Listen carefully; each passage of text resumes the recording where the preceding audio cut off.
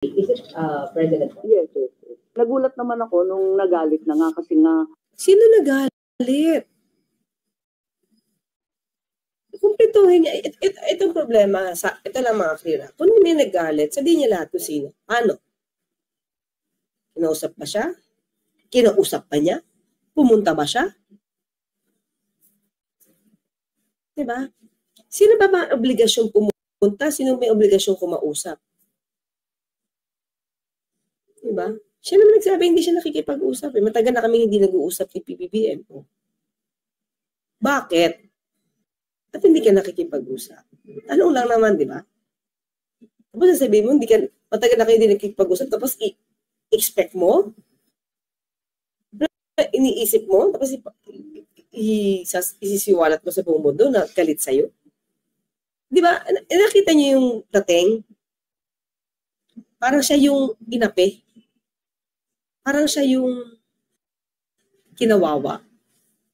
Di ba?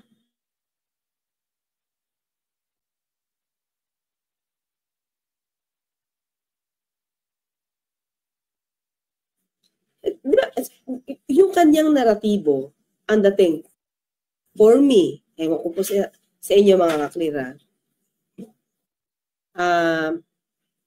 nagpapaawa siya.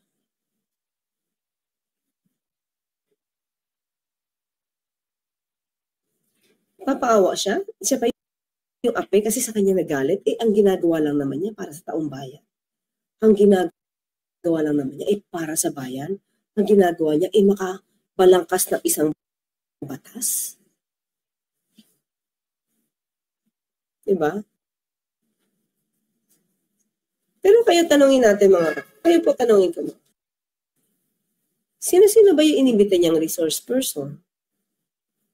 Yung inibita niya ba ng mga expert sa batas? Ilan? Panig kanino? Nadinig ba niya? Inalam ba niya? Kinumbida ba niya ang isang katulad ni Justice Carpio? O ang inimbita niya yung taong gusto niyang madinig? Tanong lang yan. Diba? Dapat both sides kinuha niya. Diba?